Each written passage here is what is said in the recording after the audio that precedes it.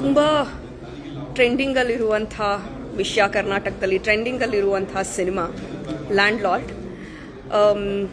Lord cinema ಬಗ್ಗೆ ಮಾತಾಡ್ತಾ ನಾನು ಫಸ್ಟ್ ಒಂದು ಡಿಸ್ಕ್ಲೈಮರ್ ಹೇಳ್ಬಿಡ್ತೀನಿ. ಲ್ಯಾಂಡ್ ಲಾರ್ಡ್ ಸಿನಿಮಾ ದಲಿತರು ನೋಡಬೇಕು, ತುಳಿತಕ್ಕೊಳಪಟ್ಟವ್ರು ನೋಡಬೇಕು, ಹಿಂದುಳಿದವ್ರು ನೋಡಬೇಕು ಅನ್ನೋ ನರೇಟಿವ್ನ ನಡುವೆ ಇದುವರೆಗೂ ರಿಸರ್ವೇಷನ್ನ ವಿರೋಧ ಮಾಡ್ಕೊಂಡು ಬಂದವರು, ಎಲ್ಲ ಇವ್ರಿಗೆ ಸಿಕ್ಬಿಡುತ್ತೆ ಗುರು ಅಂತ ಅನ್ನೋರು ದಯವಿಟ್ಟು ಮೊದಲು ಸಿನಿಮಾ ನೋಡಬೇಕು. ಯಾಕೆ ಅಂತ ಹೇಳಿದ್ರೆ ಇವತ್ತು ಬಾಬಾ ಸಾಹೇಬರು ಕೊಟ್ಟಿರುವಂಥ ಹಕ್ಕುಗಳೇನಿದೆ, ಆ ಹಕ್ಕುಗಳಿಗೆ ಒಂದು ಹಿನ್ನೆಲೆ ಇದೆ, ತುಳಿತಕ್ಕೊಳಪಟ್ಟವರ ನೋವಿದೆ, ಆಕ್ರಂದನ ಇದೆ. ಸೊ ನನ್ನ ಜೊತೆ ಇವತ್ತು ನಾನು ಅವರ ತುಂಬ ದೊಡ್ಡ ಫ್ಯಾನ್, ನೀವುಗಳು ಕೂಡ ಅವರ ಅಭಿಮಾನಿಗಳಾಗಿರ್ತೀರ. ಇವತ್ತಿಗೆ ಕರ್ನಾಟಕದಲ್ಲಿ ಎಸ್ಪೆಷಲಿ ತುಳಿತಕ್ಕೊಳಪಟ್ಟ ಸಮುದಾಯಗಳ ಮೋಸ್ಟ್ ಲವಿಂಗ್ ಕ್ರಶ್ ಆಗಿರುವಂಥ ದುನಿಯಾ ವಿಜಯ್ ಅವರು ನಮ್ಮ ಜೊತೆಗಿದ್ದಾರೆ. ಸಲಾಂ ವಾಲೇಕುಂ ನಜ್ಮಾ ಅವರೇ. ವಾಲೇಕುಂ ಸಲಾಂ. ನಮಸ್ಕಾರ. ನಮಸ್ಕಾರ. ಹೇಗಿದ್ದೀರಾ? ಫೈನ್. ನಾನು ತುಂಬ ಚೆನ್ನಾಗಿದ್ದೀನಿ, ತುಂಬ ಎಮೋಷ್ನಲ್ ಆಗಿದ್ದೀನಿ ಸಿನಿಮಾ ನೋಡಿ. ನನಗೆ ಕೇಳೋದಕ್ಕೆ ಒಂದಷ್ಟು ಪ್ರಶ್ನೆಗಳಿದೆ. ಯಾಕಂದರೆ ಒಬ್ಬರು ಆ್ಯಕ್ಟರ್ ಅಂದ ಕೂಡಲೇ ಅಥವಾ ಒಂದು ಸಿನಿಮಾ ಅಂದ ಕೂಡಲೇ ಎಲ್ಲರೂ ಕೂಡ ತುಂಬ ಗ್ಲಾಮರಸ್ ಆಗಿರೋದು ಮಾಡಬೇಕು, ಬರೀ ಹೀರೋಯಿಸಮ್ ಮಾತ್ರ ತೋರಿಸ್ಬೇಕು ಅನ್ನೋ ಥರದ ಆಸ್ಪೆಕ್ಟ್ ಇರುತ್ತೆ. ನಿಮ್ಮ ಸಿನಿಮಾದಲ್ಲಿ ನೀವು ಚಪ್ಪಲಿನ ಹಾರ ಮಾಡಿ ಹಾಕ್ಕೊಂಡ್ಬಿಡ್ತೀರಾ, ಅವ್ರ ಚಪ್ಪಲಿ ಮುಟ್ಬಿಡ್ತೀರಾ. ನಿಮಗೆ ನನ್ನ ಹೀರೋಯಿಸಮ್ಗೆ ಧಕ್ಕೆ ಆಗ್ತಾ ಇದೆ, ನಾನು ಹೀರೋ ಆಗಿ ಸಿನಿಮಾ ಇಂಡಸ್ಟ್ರೀಲಿ ಇರಬೇಕಾಗಿರೋನು, ಇದೆಲ್ಲ ನಾನು ಯಾಕೆ ಮಾಡಬೇಕು ಅಂತ ಅನ್ನಿಸ್ತು. ನಮ್ಮಪ್ಪ, ನಮ್ಮ ತಾತ, ನಮ್ಮ ಕೆಲವರು ನೊಂದಿರೋರು ಎಲ್ಲ ಅನುಭವಿಸ್ತಾರಲ್ಲ, ಅದರದ್ದೊಂದು ಇನ್ನೊಂದು ರೂಪನ ಹೇಳ್ಬೇಕಂದ್ರೆ ಅವ್ರು ಏನೇನು ಅನುಭವಿಸಿದ್ರು ಅದನ್ನು ಹೇಳೋ ಅನ್ನೋ ಒಂದು ಆಸೆ. ಮತ್ತು ನಾವು ಕೂಡ ತುಂಬ ಅವಮಾನಗಳಿಗೆ ಒಳಗಾಗಿರೋದ್ರಿಂದ ಅಲ್ಲಿ ತೆರೆ ಮೇಲೆ ಮಾಡುವಂಥ ಅವಮಾನ ನಮಗೇನಿಲ್ಲ. ಯಾಕಂದರೆ ನನ್ನಂತೆ ಎಷ್ಟೋ ಜನ, ಎಷ್ಟೋ ಸಮುದಾಯದ ಜನ, ಎಲ್ಲ ಸಮುದಾಯದ ಜನ ನೋವು, ಅವಮಾನ, ಆ ಥರ ಚಪ್ಪಲಿಲಿ ಓಡಿಸ್ಕೊಂಡು ಆ ಥರ ನೋವು ತಿಂದು ಅದು ತುಂಬ ನರಳಿ ಇವತ್ತಿಗೂ ಅವರ ಕೂಗು ಹೇಳೋಕ್ಕಾಗ್ದಿರ ಒಳಗೆ ಈ ಕಣ್ಣೀರು ಅನ್ನೋದು ಎಪ್ಕಟ್ಬಿಟ್ಟಿದೆ. ಆ ನೀರು ನೇಚರ್ಗೆ ಸಂಬಂಧಪಟ್ಟಿರೋದ್ರಿಂದ ಅದೊಂದು ದಿವಸ ಅಗ್ನಿ ಕೂಡ ಆಗುತ್ತೆ. ಆ ಅಗ್ನಿ ಆಗೋಕ್ಕಿಂತ ಮುಂಚೆ ಒರೆಸ್ಕೊಳ್ಳದೆ ಹೋದರೆ ಅದೊಂದು ದಿವಸ ದೊಡ್ಡ ಜ್ವಾಲಾಮುಖಿಯಾಗಿ ಬೆಳೆಯುತ್ತೆ, ಎಲ್ಲರನ್ನೂ ಸುಟ್ಟುಬಿಡುತ್ತೆ ಅನ್ನೋ ನನ್ನ ಅನಿಸಿಕೆ. ದಯಮಾಡಿ ಕ್ಷಮಿಸಿ, ನನಗಿನ್ನ ತುಂಬ ಓದ್ಕೊಂಡಿರ್ತೀರ ತಾವು, ಏನೋ ಇದ್ದರೆ ನನಗೆ ಹಂಗಾಗಿ ಆ ಪಾತ್ರಗಳು ಮಾಡುವಾಗ ಅದು ನನ್ನ ಕೆಲಸ, ನನ್ನಂತೆ ನೊಂದವರ ಕೆಲಸ, ನನ್ನಂತೆ ನೊಂದ ಜನಾಂಗದ ಪರವಾಗಿ ನಿಲ್ಲುವಂಥ ಕೆಲಸ. ಆ ನೋವು ಹೆಂಗಿರ್ಬೋದು ಅಂತ ನಾನು ಅನುಭವಿಸಿದಾಗ ಗೊತ್ತಾಗುತ್ತೆ.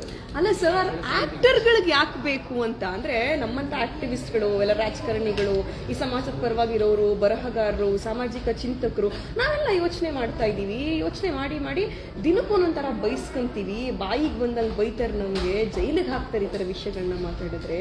ಈ ಥರದ್ದೊಂದು ಸಿಚುವೇಶನ್ ತುಂಬ ವರ್ಸ್ಟ್ ಆಗಿರೋ ಟೈಮಲ್ಲಿ ದಮನಿತರ ಬಗ್ಗೆ ನೀವು ಮಾತಾಡಿದ್ರೆ ನಿಮ್ಮ ಬೈಕ್ ಬೀಗ ಹಾಕ್ತೀವಿ ಅಂತಾರೆ. ಬಾಬಾ ಸಾಹೇಬ್ರ ಹೆಸರು ಹೇಳೋದು, ನೀವು ಬಾಬಾ ಸಾಹೇಬ್ರ ಹೆಸರು ಇಷ್ಟು ಹೇಳ್ತಾ ಇದ್ದೀರಲ್ಲ, ದೇವ್ರ ಹೆಸರು ಹೇಳ್ತಿದ್ರೆ ದೇವರೇ ಒಲಿದು ಬಿಡ್ತಿದ್ದ ನಿಮಗೆ ಅಂತ ಹೇಳ್ತಾರೆ. ಅಂಥ ಟೈಮಲ್ಲಿ ನಿಮ್ಗೆ ಭೀಮಾ ಅಂತ ಅನ್ನೋದು ಅಥವಾ ಈ ಥರದ ಸಬ್ಜೆಕ್ಟ್ಗಳು, ತುಳಿತಕ್ಕೊಳಪಟ್ಟವರು, ಗಾಂಧಿನ ಹಿಡ್ಕೊಂಡ್ಬಿಡೋದು, ಏಕ್ದಮ್ ನೀವು ಸಿನಿಮಾದಲ್ಲಿ ಗಾಂಧಿನ ಹಿಡ್ಕೊಂಡಿದ್ದೀರಾ, ನಿಮ್ಗೆ ಇದೆಲ್ಲ ಯಾಕೆ ಬೇಕಾಗಿತ್ತು? ಆರಾಮಾಗಿ ಸಿನಿಮಾ ಮಾಡ್ಕೊಂಡಿರ್ಬೋದಾಗಿತ್ತಲ್ವಾ? ನಾನು ಇವತ್ತಿಗೂ ನಾನೊಂದು ಸ್ಟಾರ್ ಅಂತಾಗಲಿ, ನಾನೊಂದು ಹೀರೋ ಅಂತಾಗಲಿ ಅಂದ್ಕೊಂಡಿಲ್ಲ. ನಾನೊಂದು ಕೆಲಸ ಅಂದರೆ ನಾನೊಂದು ಕೆಲಸ ಮಾಡಬೇಕು. ನನಗೆ ಯಾರು ನಾನು ಅವತ್ತಿಂದನೂ ನಾವು ಬಡತನದಿಂದ ಬಂದಿರೋದ್ರಿಂದ ಆ ಬಡತನದ ಮೂಲ ಕಥೆಗಳನ್ನು ಮಾಡಬೇಕು ಅನ್ನೋ ಆಸೆ ನನಗೆ ಯಾವಾಗಲೂ ಇದ್ದೇ ಇದೆ.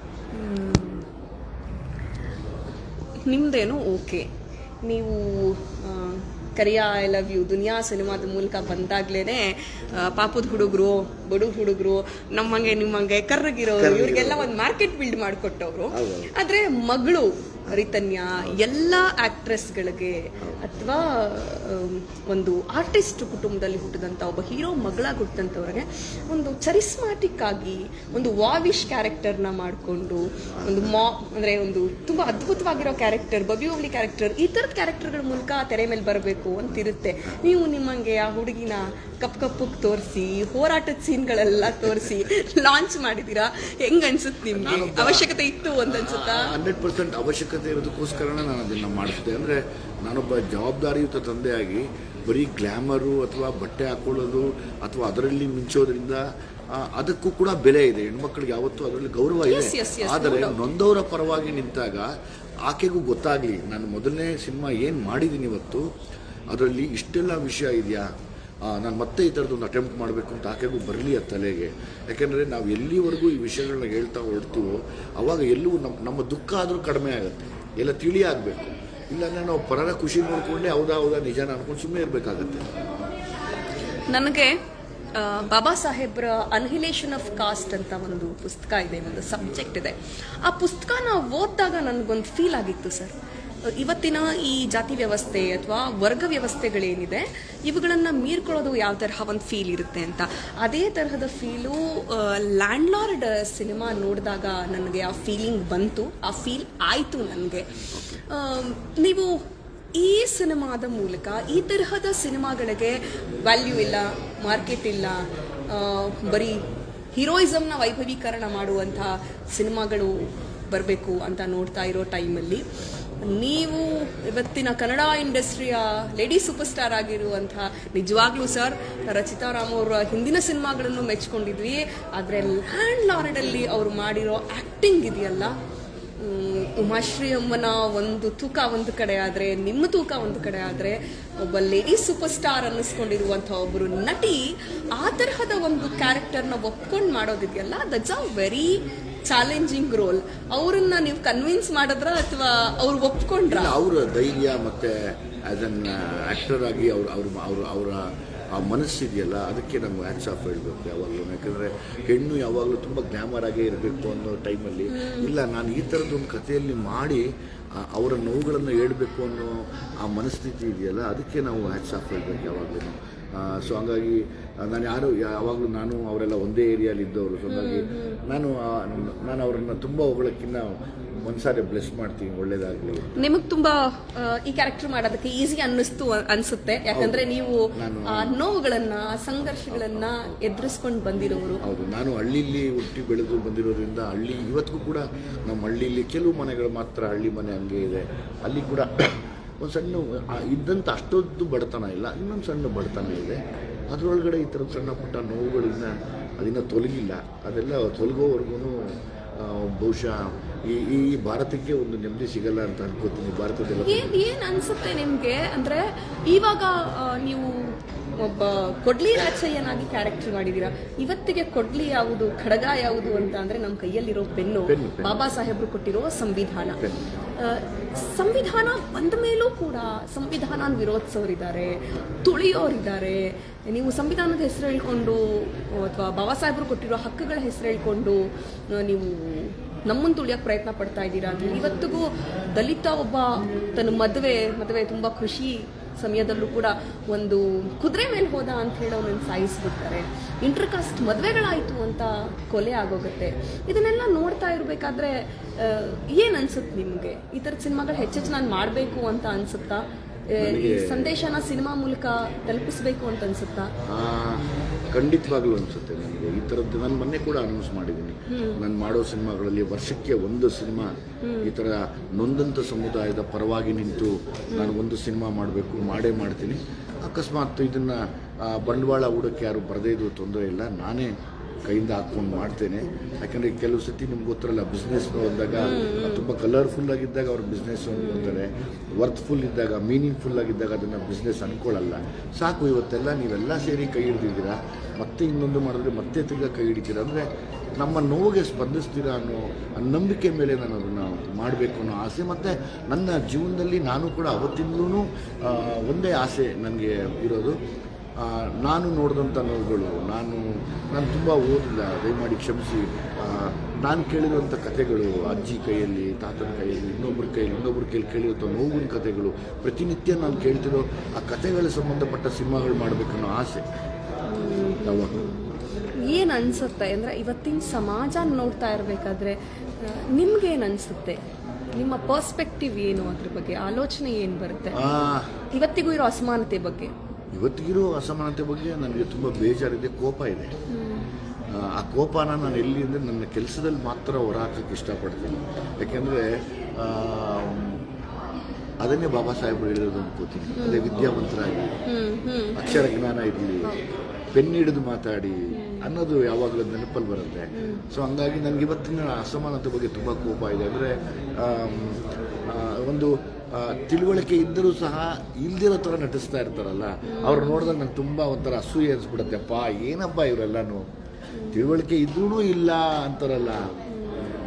ಯಾಕೆ ಈ ಎರಡು ಮುಖ ಇಟ್ಕೊಂಡು ಬದುಕ್ತಾ ಇದ್ದಾರೆ? ಯಾಕೆ ಈ ತಲೆನ ಸರಿಸೋದಿಲ್ಲ? ಯಾಕೆ ಮತ್ತೆ ನಾನೇ ಗ್ರೇಟು, ನೀನು ಅಲ್ಲೇ ಇರಬೇಕು ಅಂತ ಯಾಕೆ ಮತ್ತೆ ಮತ್ತೆ ಅದೇ ಅದನ್ನು ಶಾಪದ ಥರ ಕೊಡೋಕ್ಕೆ ಬರ್ತಾ ಇದ್ದಾರೆ? ಅದು ಶಾಪ ಅಲ್ಲ, ಅದು ಶಾಪ ಅಲ್ಲ. ಅದು ಅವೆಲ್ಲ ನೋಡಿದಾಗ ನೋವು ಮನಸ್ಸು ತುಂಬ ನೋವಾಗುತ್ತೆ ನನಗೆ. ನಾನು ಹಂಗಾಗಿನೇ ನಾನು ಈ ಥರ ಕಥೆಗಳನ್ನು ಆಯ್ಕೆ ಮಾಡಿ ಮಾಡ್ಕೋತೀನಿ. ಇನ್ಫ್ಯಾಕ್ಟ್ ಸಿನಿಮಾ ಮಾಡಿದಾಗಲೂ ನನ್ನ ಇಂಟೆನ್ಷನ್ನು, ನಾನು ಸರ್ವೆ ಮಾಡಿದ್ದು ಒಂದೇ, ಬೆಂಗಳೂರಲ್ಲಿ ತುಂಬ ಯುವಕರು ಡ್ರಗ್ಸ್ನ ಇಟ್ಕೊಂಡು ಎಲ್ಲ ಲೈಫ್ನ ಹಾಳು ಮಾಡ್ಕೋತಾ ಇದ್ರು. ಅದರಲ್ಲೂ ಒಂದು ಟೈಡಲ್ ಅನ್ನೋ ಒಂದು ಹೊಸ ಟ್ಯಾಬ್ಲೆಟ್ ಬಂತು, ಅದು ಈ ಕ್ಯಾನ್ಸರ್ ಪೇಷಂಟ್ಸ್ಗೆ ಕೊಡುವಂಥದ್ದು. ಅದನ್ನು ಇಂಜೆಕ್ಟ್ ಮಾಡಿಕೊಂಡು ವೇನ್ಗಳಿಗೆ ನರಳಕ್ಕೆ ಶುರುವಾಗ್ತಾಯಿದ್ರು. ಒಂದು 28-20 ನಾನು ಒಂದು ಹೆಣ್ಮಗು ತೀರೋಗಿರೋದು ಕೇಳಿದ್ದೀನಿ, ಒಂದು ಹೆಣ್ಮಗು HIV ಬಂದಿರೋದು ಕೇಳಿದ್ದೀನಿ, ಮತ್ತು ಎಷ್ಟೋ ಯುವಕರು ಕೈಯೆಲ್ಲ ಕೊಳ್ತೋಗಿರೋದು ನೋಡಿದೆ. ಅವಾಗ ನನಗೆ ಒಂದು ಅನ್ನಿಸ್ತು, ಇಲ್ಲ ಮೋಸ್ಟ್ಲಿ ವಿದ್ಯೆ ಇಲ್ಲ ಅಂದರೆ ಎಲ್ಲರೂ ಹಿಂಗೆ ಆಗೋಗ್ಬಿಡ್ತಾರೆ ನಡ ದಿವಸ. ಇದನ್ನು ಒಂಚೂರು ಸಮಾಜಕ್ಕೆ, ವ್ಯವಸ್ಥೆಗೆ ತಿಳಿಯೋ ಥರ ಹೇಳೋಣ ಅಂತ ಸಿನಿಮಾ ಮಾಡಿದೆ. ಬೇರೆ ಲ್ಯಾಂಡ್ ಲಾರ್ಡ್ ಮಾಡಿದಾಗಲೂ ನಾವು ಹಳೆ ಕತೆ ಅಂತ ಅಲ್ಲ, ಅದು ನಮ್ಮ ವಿಷಯ ಸಂವಿಧಾನ. ಆ ಸಂವಿಧಾನ ಬರಬೇಕು ಅನ್ನೋಕ್ಕೆ ಎಷ್ಟೆಲ್ಲ ನೋವುಗಳಿದೆ, ಅದನ್ನು ನಾವ್ಯಾಕೆ ಅರ್ಥ ಮಾಡ್ಕೋಬೇಕು, ಅದನ್ನು ನಾವ್ಯಾಕೆ ಓದಿಸ್ಬೇಕು? ಹೌದು, ಈ ಕೆಲವು ಜನ ಬೈತಾರೆ, ಯಾಕೆ ಸಂವಿಧಾನ ಅಂತ ಇದೆ. ನಮಗೂ ಹೇಳ್ತಾ ಇದ್ದಾರೆ, ಗುರು ಸರಿ ಓದು ಗುರು, ನೀನು ಓದ್ಬಿಟ್ಟು ಅದು ತಪ್ಪು ಅಂತ ಹೇಳಿ ಗುರು, ನಿನ್ನ ತಲೆ ಬಗ್ಗಿಸ್ಬಿಟ್ಟು ನಾವು ನನ್ನ ತಲೆ ಕಡ್ಕೊಟ್ಬಿಡ್ತೀವಿ. ಇಲ್ಲ ಅಂದರೆ ಅವತ್ತೇನು ಮಾಡ್ತೀರಾ? ಅವತ್ತು ನೀವು ಜೈ ಸಂವಿಧಾನ ಅನ್ನಬೇಕು. ನಾನು ಅಂತೀನಿ, ನನ್ನ ಉಸಿರೋವರೆಗೂ ಅಂತೀನಿ, ನೀವು ಅಂತೀರಾ. ಅವತ್ತು ನೀವು ಓದಿ, ದಯಮಾಡಿ ನೀವು ಓದ್ದಿರಾ ಮಾತಾಡಬೇಡಿ. ನಿಮಗೆ ಓದೋದಕ್ಕೆ ಮ್ಯಾಕ್ಸಿಮಮ್ 1 ದಿನ ಆಗ್ಬೋದಾ, 2 ದಿನ ಆಗ್ಬೋದಾ, ಬೇಡ 6 ತಿಂಗಳಾಗಲಿ, ಕಂಪ್ಲೀಟ್ ಮಾಡಿ ಅದನ್ನು. ಬೇರೆ ಎಲ್ಲ ಓದಿರ್ತೀರಲ್ವ, ಹಾಗೆ ಇದನ್ನು ಓದಿ, ಆಮೇಲೆ ನಮ್ಗೆ ಹೇಳಿ. ಅದು ನನ್ನ ಆಸೆ. ಯಾವಾಗ ಸಂವಿಧಾನ ಓದಿ ಆಮೇಲೆ ವಿರೋಧ ಮಾಡಿ ಅಲ್ಲಿವರೆಗೂ ಮಾಡಬೇಡಿ. ಈಗ ನಿಮಗೆ ಒಂದು ಅಭಿಪ್ರಾಯ ಇದೆ, ನಾವು ಹಂಗೆ, ನಾವಿಂಗೆ ಅನ್ನೋ ಅಭಿಪ್ರಾಯ ಇದೆ, ಸಂತೋಷ ಅನ್ನಿ, ನನ್ನನ್ನು ಏನು ಬೇಕಾದ್ರೆ ಅಭಿವ್ಯಕ್ತಿ ಸ್ವಾತಂತ್ರ್ಯ ಬಾಬಾ ಸಾಹೇಬರು ಕೊಟ್ಟಿದ್ದಾರೆ, ಖಂಡಿತವಾಗ್ಲೂ ಅನ್ನಿ. ಆದರೆ ಸಮಯ ಸಿಕ್ಕಿದ್ರೆ, ಸಮಯ ಇದ್ದರೆ 1-2-3 ಪುಸ್ತಕಗಳನ್ನು ಬಾಬಾ ಸಾಹೇಬ್ರ ಬಗ್ಗೆ ಓದಿ. ಹಂಗನ್ಬಿಟ್ಟು ಅವ್ರು ಯಾವುದೇ ಕಾಸ್ಟ್, ರಿಲಿಜನ್ ಬಗ್ಗೆ ಮಾತಾಡಿದಿರ, ಇದನ್ನು ಮಾಡಿಲ್ಲ. ಅವರ ಉದ್ದೇಶ ಏನಿದೆ, ಏನು ಅಂದ್ಕೊಂಡಿದ್ರು ಅದನ್ನು ತಿಳ್ಕೊಳ್ಳಿ ಸಾಕು. ತುಂಬ ಜನ ಪ್ರಶ್ನೆಗಳನ್ನು ಕೇಳ್ತಾ ಇದ್ದಾರೆ. ದುನಿಯಾ ವಿಜಯ್ ಅವರು ದಾರಿ ತಪ್ತಾ ಇರುವಂತಹ ಯುವಕರಿಗೆ ಸಂದೇಶ ನೀಡೋ ಸಿನಿಮಾಗಳನ್ನ ಮಾಡ್ತಾರಾ ಅಂತ. ಖಂಡಿತವಾಗ್ಲೂ ಭೀಮಾ ಒಂದೊಳ್ಳೆ ಉದಾಹರಣೆ ಅದಕ್ಕೆ.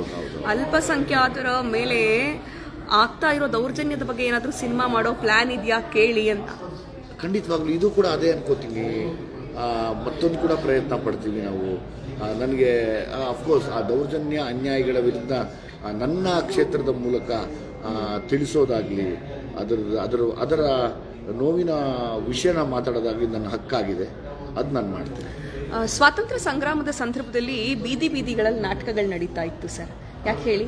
ಈ ಅನ್ಯಾಯ, ದೌರ್ಜನ್ಯ ಇವುಗಳನ್ನು ವಿರೋಧಿಸಿ. ಅಂದರೆ ದೃಶ್ಯ ಮಾಧ್ಯಮ ಏನಿದೆ, ಅದು ರಂಗಭೂಮಿ ಆಗಿರ್ಬೋದು, ಸಿನಿಮಾ ಆಗಿರ್ಬೋದು, ಇದು ಜನರನ್ನು ಒಂದುಗೂಡಿಸುವ ಮತ್ತು ಅನ್ಯಾಯದ ವಿರುದ್ಧ ಧ್ವನಿ ಎತ್ತೋದಕ್ಕೆ ಒಂದು ಸಾಧನ ಆಗಬೇಕು ಅನ್ನೋದು ಸಿನಿಮಾದ ಒಂದು ಮುಖ್ಯವಾದ ನೆಲೆಗಟ್ಟು. ಪುಟ್ಟಣ್ಣ ಕಣಗಾಲ್ ಅವ್ರ ಸಿನಿಮಾದಲ್ಲಿ ಮಹಿಳಾ ದೌರ್ಜನ್ಯಗಳು ಅದರ ವಿರುದ್ಧ ಒಂದು ಧ್ವನಿ ಆಗ್ತಾ ಇತ್ತು. ಬಟ್ ಇವಾಗ ಆ ತರಹದ ಸಿನಿಮಾಗಳು ಕಡಿಮೆ ಆಗಿದೆ ಅನ್ನುವಂಥ ಕೂಗಿನ ನಡುವೆ ತುಂಬ ಅದ್ಭುತವಾಗಿರುವಂತಹ ಸಿನಿಮಾನ ಮಾಡಿದ್ದೀರಾ ನೀವು. ಈ ಸಿನಿಮಾ ತುಂಬ ಸಕ್ಸಸ್ಫುಲ್ ಆಗಿ ಓಡಬೇಕು.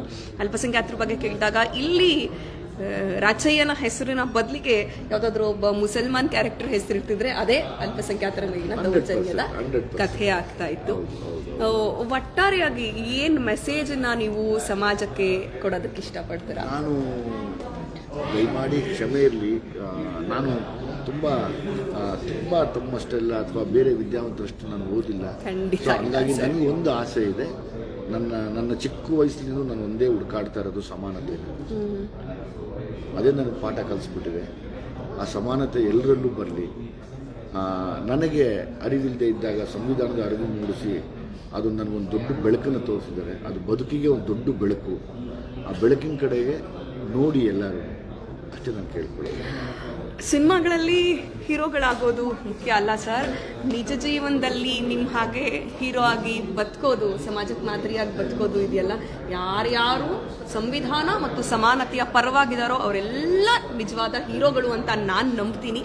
ಅಂಥ ನಿಜವಾದ ಹೀರೋಗಳು, ನಾಯಕರು, ನಾಯಕಿಯರು ದಯವಿಟ್ಟು ಹೆಚ್ಚೆಚ್ಚು ಬಂದು ಸಿನಿಮಾವನ್ನು ನೋಡಿ. ಯಾರಿಗೆ ಯಾರು ಅಥವಾ ಸಂವಿಧಾನದ ವಿರೋಧಿಗಳಿದ್ದೀರಾ, ಅಣ್ಣ ತಮ್ಮಂದ್ರ, ಅಕ್ಕ ತಂಗಿರ, ನೀವು ಕೂಡ ಥಿಯೇಟರ್ಗೆ ಬಂದು ಸಿನಿಮಾ ನೋಡಿ. ಯಾಕೆ ಸಂವಿಧಾನ ಬಂತು, ಅದರ ಹಿಂದಿನ ಕಾರಣ ಏನು ಅನ್ನುವಂಥದ್ದು ಈ ಸಿನಿಮಾದಲ್ಲಿ ನಮ್ಮ ಜಡೇಶ್ ಹಂಪಿಯವರು ತುಂಬ ಅದ್ಭುತವಾಗಿ ಕಟ್ಕೊಟ್ಟಿದ್ದಾರೆ. ಇಡೀ ಸಿನಿಮಾ ತಂಡಕ್ಕೆ ಒಳ್ಳೆಯದಾಗಲಿ. Once again lots of love to you sir.